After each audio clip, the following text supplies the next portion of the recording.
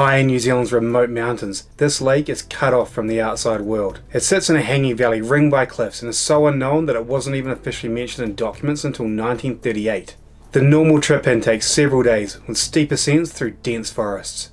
I'd been looking for a quicker route in for a while, and I was scouring the satellite images in Google Earth when I think I spotted a shortcut. Maybe, if you follow this dry creek bed up the eastern face, you could reach Lake Unknown in a day. Lake Unknown was one of the last sizable lakes to be discovered in New Zealand, and didn't appear on maps until the mid-20th century. Have a look at this old map from the Gold Rush era. Even as the valleys below, like the Dark River, were being explored and settled, the inaccessibility and remoteness of this high-altitude lake kept it unknown. Even this map from 1939 has the peaks of Mount Knox and Mount Chaos clearly marked, but Lake Unknown was still virtually unknown. One morning, I jumped on the motorbike and headed into the mountains, up the road to Glenorchy in the direction of the unknown lake. When you go to explore new areas, you never know for sure what you're going to get. Sometimes it works and other times it doesn't and turns into a waste of time. I tried to round up a crew to check out this route, but no one thought I'd make it. There were too many unknowns. No marked trails, no trip reports, no information. Just dense forests, sheer cliffs, and grainy images of a dry creek bed that was likely to be impassable. No one else wanted to risk it. They wanted to stick to known routes with some certainty that they would reach a known destination. But this route looked too good to me, and being so close to Queenstown, I thought it warranted an attempt, even if that meant going solo. I passed through Glenorchy, then went on down some back roads and through some fords to Chinaman's Bluff, on the opposite side of the river to where the Rockburn and Beamsburn rivers flow into the Dart. After an hour and a half on the motorbike, I arrived at the Dart Track car park. The sandflies here are just horrendous. You can't really stay around for too long.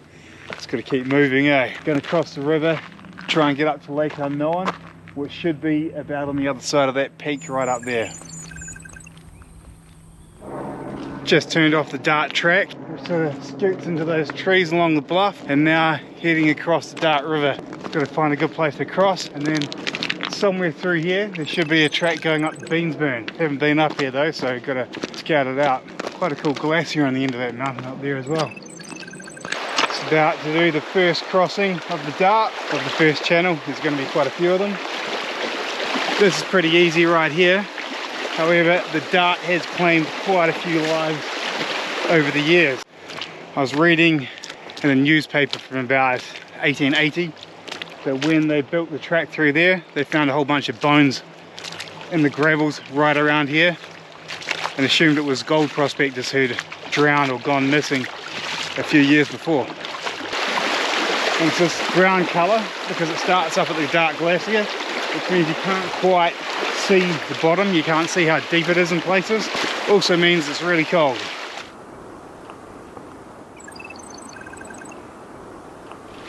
This is probably the most straightforward crossing of the Dart that I've ever done. Right, now somewhere in here there should be a track that goes up to Beamsburn. Now I've just got to scout along the side of this bush and find where it goes in. Just got onto the Beamsburn track now. It goes straight in from where the beans burn into the Dart River, heading into the bush. Should only have a few k's of bush to get through, then go across a walk wire which crosses the Beamsburn, which is quite handy, and then somewhere up there bush bash through for about a few hundred meters up to a creek which I saw on Google Earth, and hopefully that's going to lead me all the way up to the ridge and onto Lake Unknown.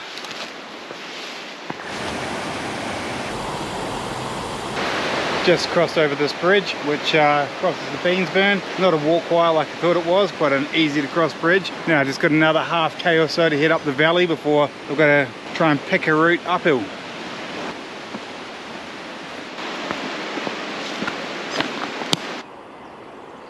Just exiting the bush out into the river flat. This here is probably the unnamed stream which I'm going to try and follow back up to Lake Unknown.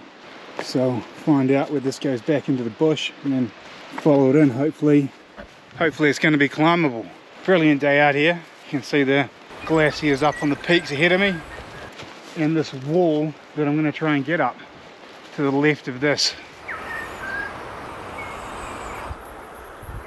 I'm just at one of the tricky points now. When I was scoping this out on Google Earth, I could see that I need to be at this creek up here, but I couldn't see a direct route in through the bush, so I'm just sort of scouting it out and hoping to find out where this creek comes out. It's only a really small creek. It's probably going to be more like a bit of a swamp at the bottom. I'm guessing in here somewhere, and then Just got to bush bash up through that until it opens up a bit more. See, it opens up in there, whole lot of rock. Hopefully that's climbable. So I've been climbing up through the bush here, found the first bit of creek. So there it is, and a wall of scrub or undergrowth ahead of it. Got to scoot round. The higher I get, the more open it should become. But that's good, I'm on the right track. Don't go where I went here. Just cut in through the bush, then turn right, follow along the inside underneath the canopy until you reach the stones from the creek and then head straight up there. This way that I went up through the bush just took longer. All I know is that the right way to go is up. I'm going up, can't really go too wrong. Just trying to get down onto these rocks, which is the creek which I want to follow up. So out of the bush, hopefully there could be some undergrowth. In fact, right here, it looks like there could be a big rock to scramble up. Maybe I jumped onto it too early.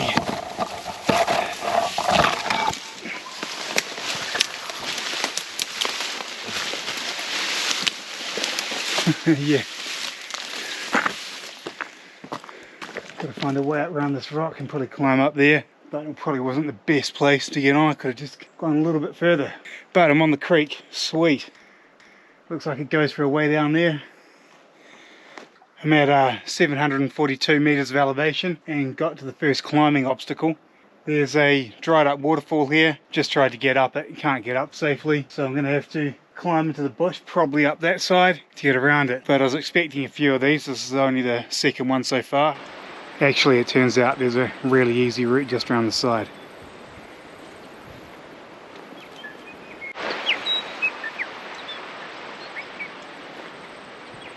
So I've come up from down there, and now the creek's taking a little bit of a turn to the left and heading up that way, which is pretty much bedrock.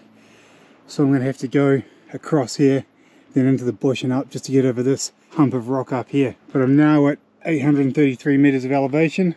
So it's only 370 to the coal before you drop over into Lake Unknown.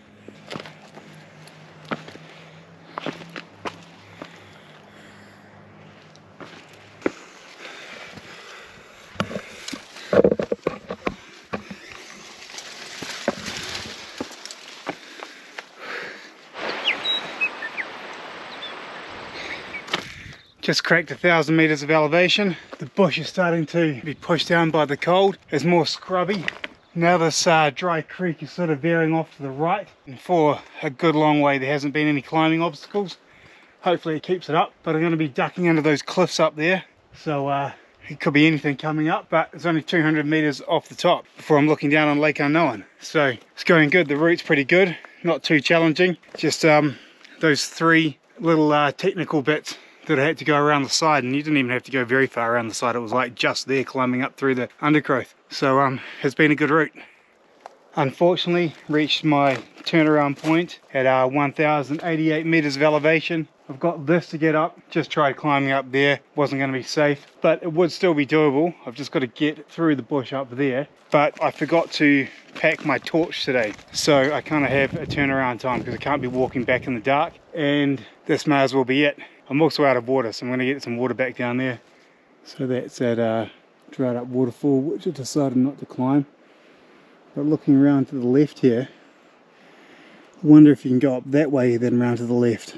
I might just have a quick look up there. Just as all hope of reaching the lake seemed lost, I decided to go up around that route to the left, and it's opened up into all this tussock. There's a few cliffs up here. Nothing that looks too challenging. I can see from my watch that I'm only probably 60 meters below the ridge, so probably on top of those cliffs there is the top, and in fact I can see a mountain peak from the other side of the lake over there now.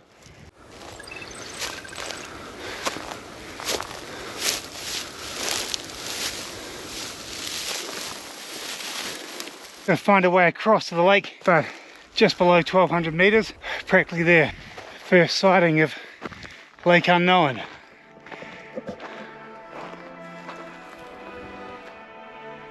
Not a breath of wind, blue sky day, stunning. Yes, made it. This is probably as far as I'll go. given my turnaround time fast approaching. We're at the high point, 12:55, with a view right across the lake.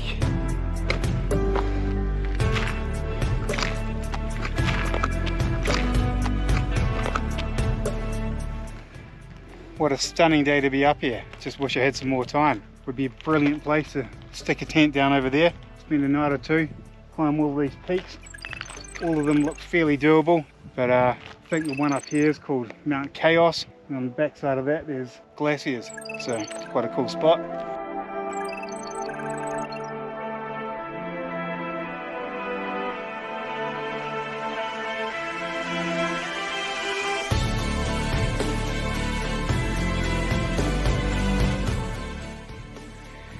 So had a bit of lunch.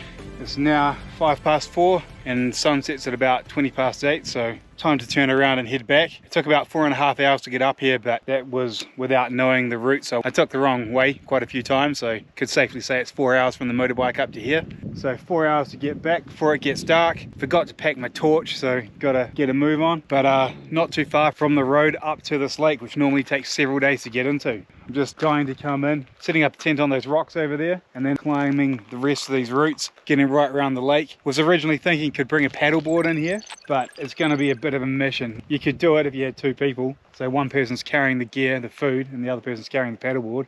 But 4 hours from the road, pretty good. Stoked on that since, yeah, hardly anyone comes in here. Like, normally they'd come across along this ridge and it'd be a multi-day mission.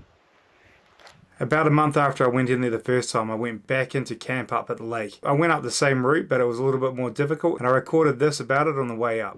On the second trip up here to Lake Unknown, just come up the dry creek bed. It actually took 7 hours this time. We just had a major rain event last week, and I think I said there were 3 technical bits to climb up. All the water on it made it really slick, and I think I counted 6 bits. Brought my old man in who's 72, so he found it a little bit more difficult. I was thinking of bringing my missus in here, and he said that if I did that, she'd never forgive me and never come back on another trip. So apparently it's not as easy as I made it sound last time.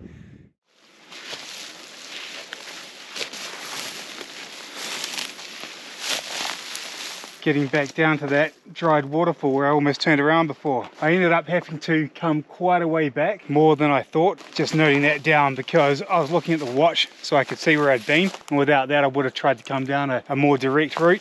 Yeah, it's definitely a good 200 meters from the creek out that way.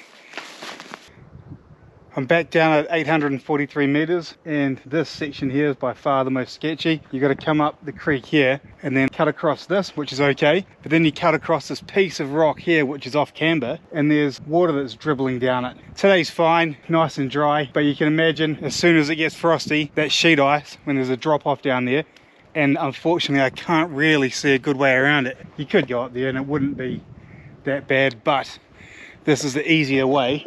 It's just got that sketchy little section in it. It's 10 to 6 and I'm back down to about where I turned into the dried up creek bed earlier on. It still goes for quite a way down here, so I'm going to continue down instead of going back into the bush exactly where I was. Looks like there was a better route, but it's only taken probably just over an hour to get down here from up at the lake, so I might have been a bit overcautious about the time. It took ages to get up, not knowing the way. You can sort of see now that all these stones and gravel just sort of washes out into the bush and just spreads out everywhere. After a proper storm, the water must just thunder down here. Ah, bush lawyer. It's a pain about getting back into the bush.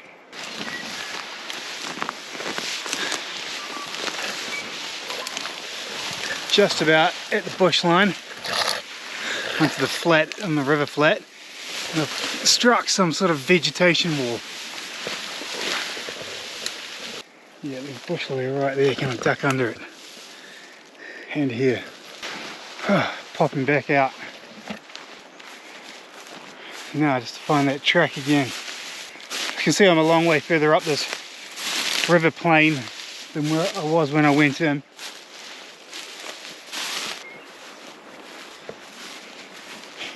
Here it is. Made it out. Looking back up at where I just came. Back out to the bridge now, crossing the Beansburn River. 6:30, been going for about 7.5 hours since the motorbike, and it's been kind of hot going back through here, and it's nice and cool, so Fantastic route, recommend it. This track along here is more of a route than a track, so it actually takes a bit longer than you expect. But other than that, it went pretty well. Looking forward to getting home. About a month later after this trip, I went back up there and camped out on the lake for 2 nights and explored the area, hit Minos Peak right behind and explored right around the lake up to the front looking straight down on the dark river, which was really incredible. The video showing that's in the card above or in the link below. Cheers.